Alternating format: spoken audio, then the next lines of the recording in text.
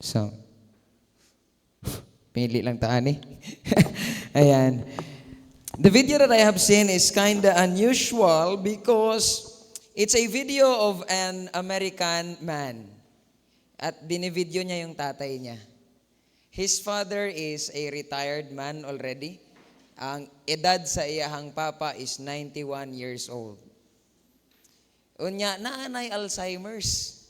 Nangutana na siya ug asa siya. Unya, ginaremind siya sa iyahang anak that he is in their own house. And the man who's 91 years old cannot really comprehend the idea that he is 91 years old living in his own son's house. Dili niya to makomprehend. Why? Because it's unusual sa American situation or setup. Nga naman, in their setup, pag retired na gani ka, usahay, ginadala na ka sa home for the aged or retired center, dito ka ibutang sa imuhang anak. And for him, he was kinda confused. Nga nung naa siya sa katungdanan sa iyang anak, nangutana pa siya, do I need to pay you rent? Unya, ingon ang iyang anak, no, Dad, I am your son, and you don't need to worry about anything. Sabi niya pa, do I have money? Yes, Dad, you have money. Sabi niya, where's my money from? From the Social Security and from your investment. Where's my money at? It's in the bank. Balik na po siya. Do I need to pay you rent? No, Dad. Do I need to work? No, Dad. Sabi niya, who are you? I'm your son, Dad. Balik-balik siya. I'm your son. You work? No, Dad. I'm also retired. 55 years old, ang iyang anak. Taking care of his dad, 91 years old. Kanya, ang senaryo nagbalik-balik sa ing ato nga question and answer. And I realized that situation is kind of unusual for them. Unlike sa Philippines. Diri kay paeskwelahon ng anak, pag human, ikaw bantayan mo yung mga parents. Uso sa ato ang idea of utang na loob. We do something, in return, we receive something. Now, you know, this thing that the topic that we will be diving into somehow relates to that kind of setup. Yun bang because of the good things, great things that we have experienced from God, we get to ask the question, what then must be our response? You know, it's very wonderful because if we are to take a look at Psalm 119, I want you to open your Bibles there. The response is very simple. Out of the faithfulness of God, we just need to nurture a pure heart. If you have your Bibles with you, I want you to open it with me in Psalm 119, verse 9 to 16. Again, Psalm 119, verse 9 to 16. Requesting everyone to please rise as I read to you the word of the Lord. Psalm 119, verses 9 to 16. I'll be reading from the NASB 1995. This is the reading. How can a young man keep his way pure? By keeping it according to your word. With all my heart I have sought you. Do not let me wander from your commandments. Your word I have treasured in my heart that I may not sin against you. Blessed are you, O Lord. Teach me your statutes. With my lips I have told of all the ordinances of your mouth. I have rejoiced in the way of your testimonies as much as in all riches. I will meditate on your precepts and regard your ways. I shall delight in your statutes. I shall not forget your word. May the Lord bless the reading of his word. Shall we bow down our heads? Let us pray. Father in heaven, Lord, we thank you, God, for this time. Thank you, Lord, for this opportunity for us to once again dive into your word. Lord, I pray that tonight, you will be reminding all of us about your faithfulness and what is the right response sa imuhang faithfulness ug kamaayo sa amuhang kinabuhi. Father, I pray that you will just use me tonight as your mouthpiece. Bless everyone, O God, who will be listening to your message, that we would go out of this place transformed by you. All these things we ask in the name of the Father, and of the Son, and of the Holy Spirit. And everyone would say, Amen and amen. You may now be seated. In the story that I have told you earlier, the response of the 55 years old man who's taking care of his 91 years old father is a response out of the good things that he have experienced from him. Gipangutana siya pagkalast balik, who are you? Gi-introduce niya ang iyang ngalan, o niya giingon pagyud ang iyang papag, naa pa ba daw siya laing mga anak? O niya ingon siya, I have 4 other brothers. You have 5 sons. Okay? O niya ingon siya, and you have raised them well. And because this man have raised them well, now he's giving, or the 55 years old man is taking care of his father who's 91 years old out of the good things that he have experienced from him.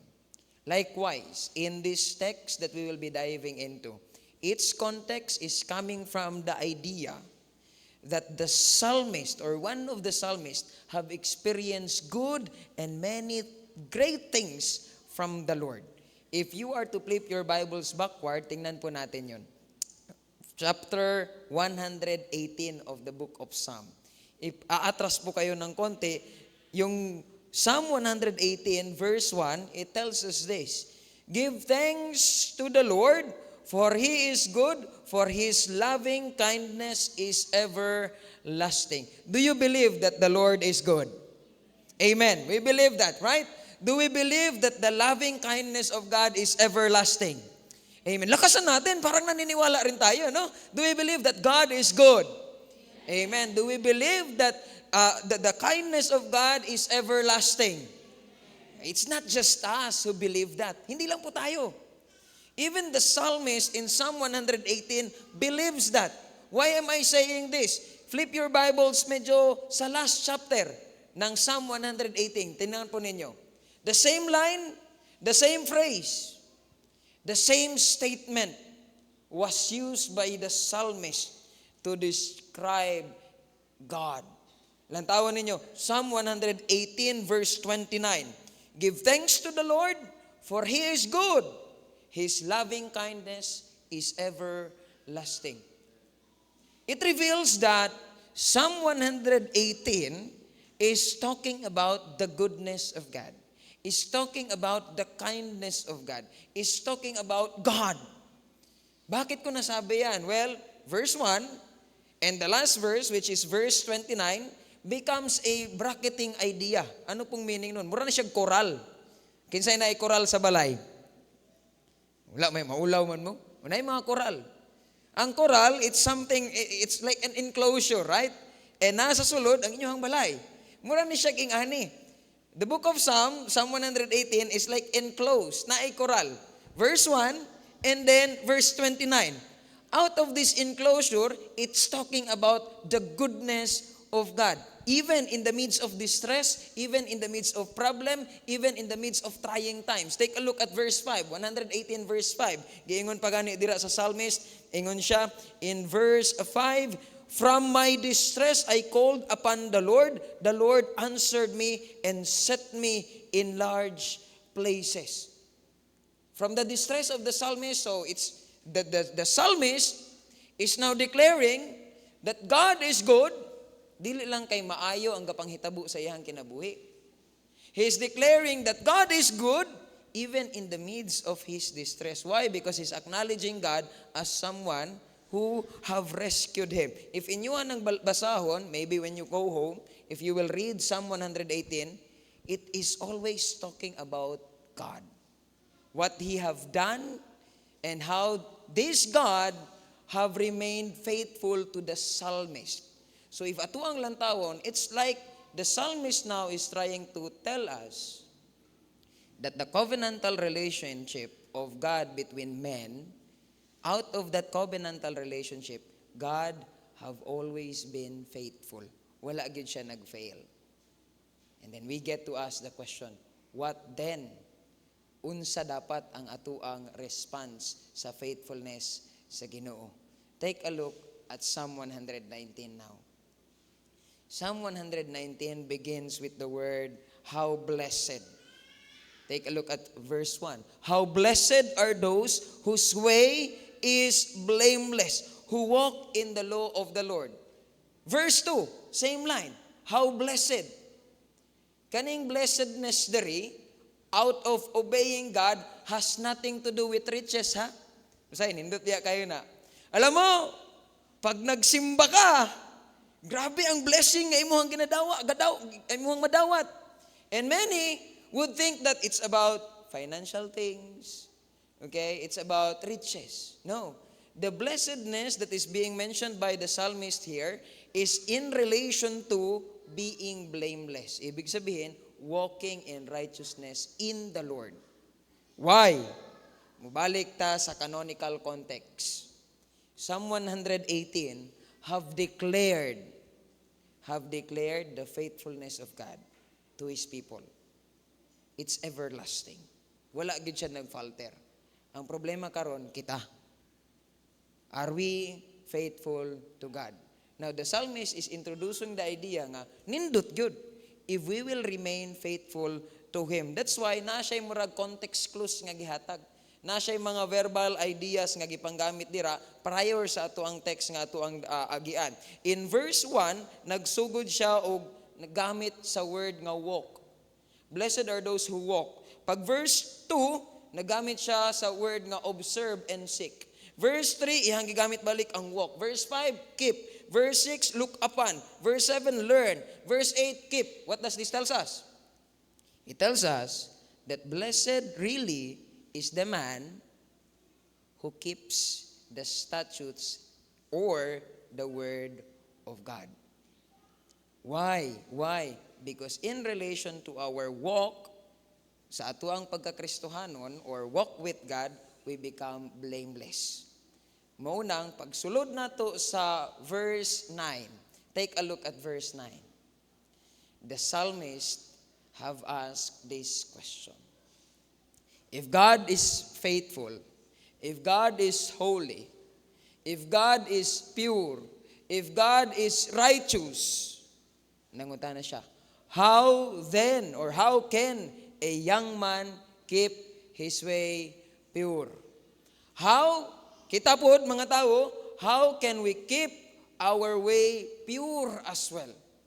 It's a general question answered with a generic answer as well. Lantawon ninyo ang response. Let's all read this together. Our next line. 1, 2, 3. By keeping it.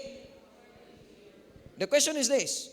How can a young man keep his way pure? Ay, ang wali ni Pastor karon para sa mga batanon. Kay how can a young man lang man? No. It's talking about all of us. How can we keep our way pure? The answer, generic statement. By keeping it according to your word. Balik ta. By keeping the word of the Lord.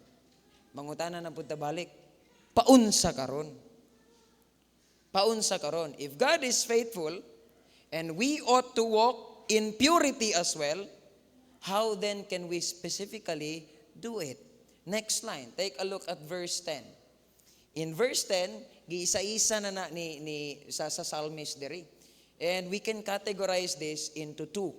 The first response is from verse 10 to 12. In verse 10, nagsugod ang psalmist dira by saying, ingon siya in verse 10, with all my heart I have sought you. Do not let me wander from your commandments. Verse 11, your word I have treasured in my heart that I may not sin against you. Verse 12, blessed are you, O Lord.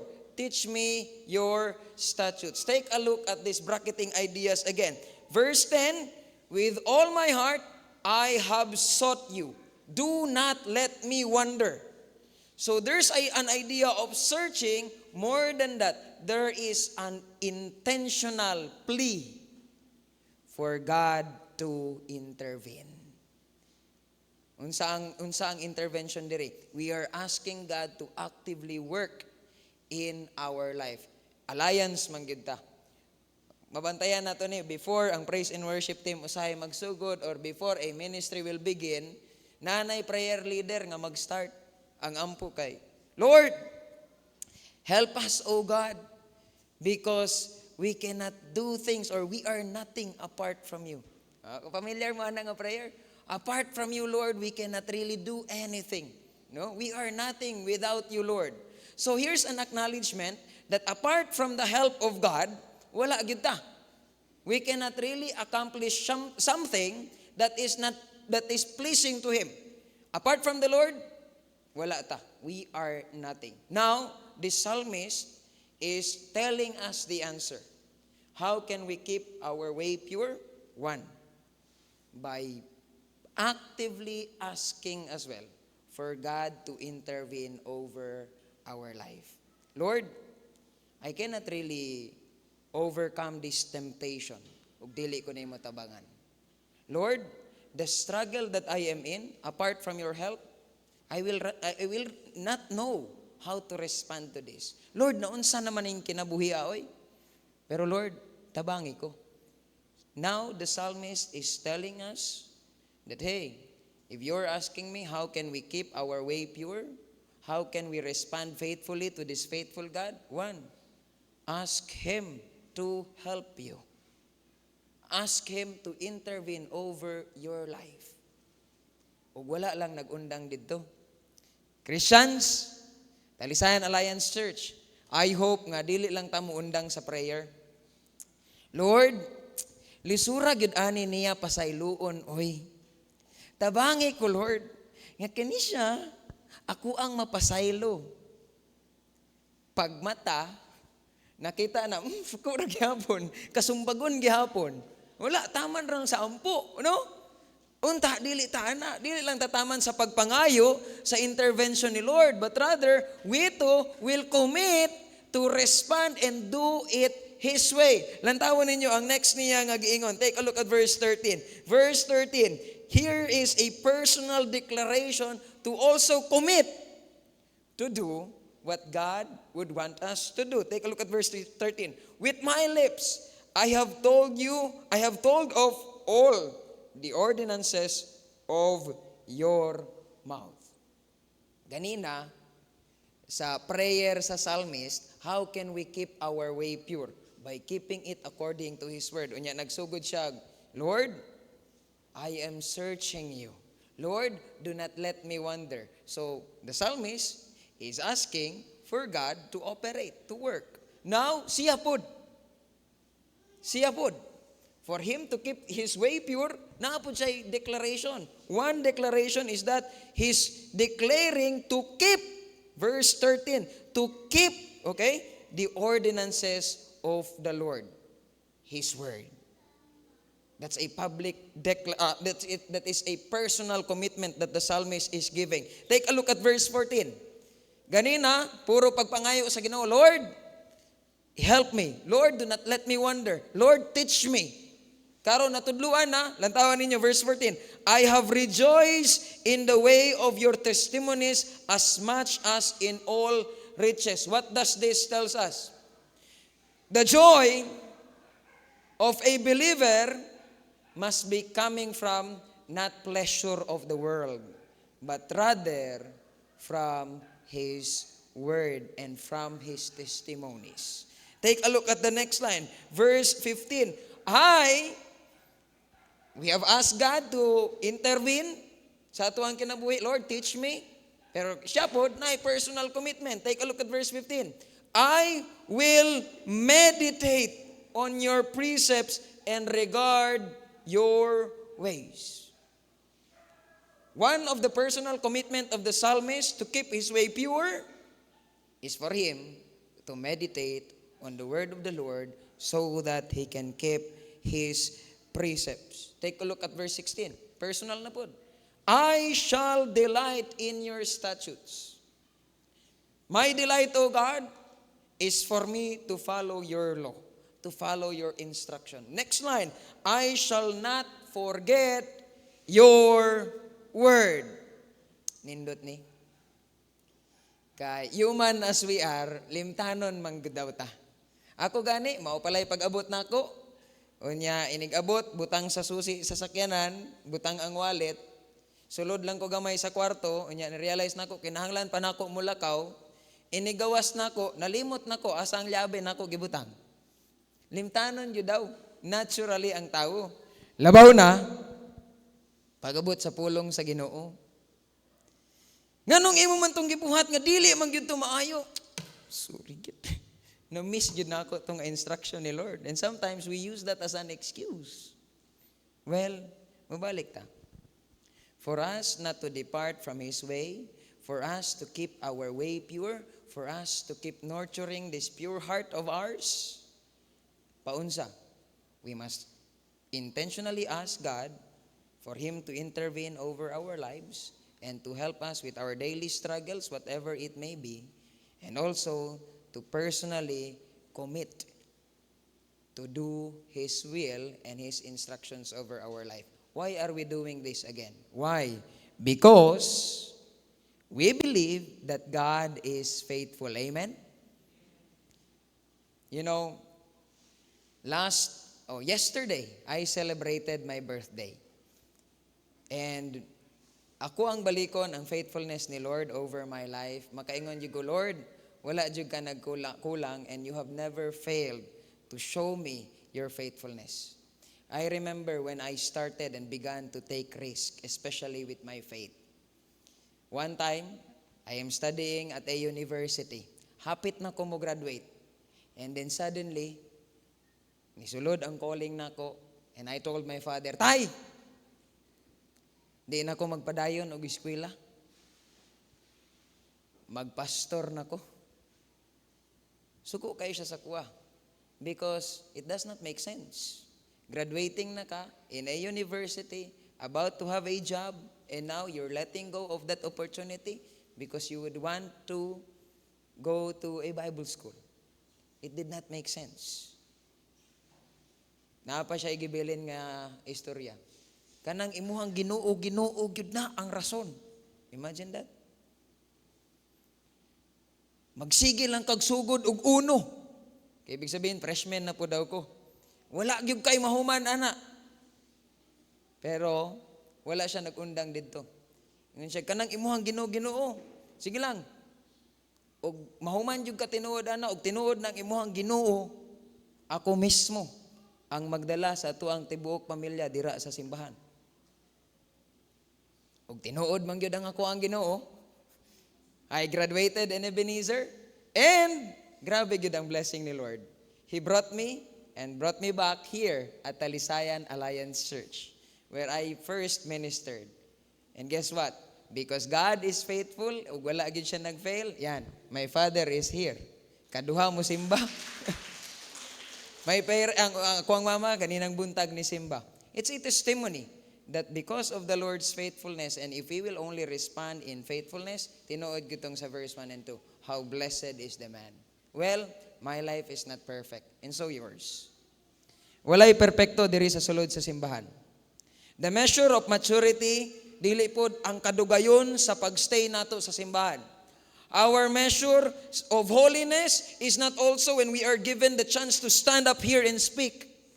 The measure of purity is not also measured when you are able to play that guitar, this keyboard, this drum, or whatever instrument this church has. The measure of maturity and purity is not how much money you are able to give to the church. The measure of purity is not how much energy you are giving or time you are giving to the church. That's not the measure of purity. If we are to take a look at this psalm, the measure of purity is when our devotion with God and His revelation meets.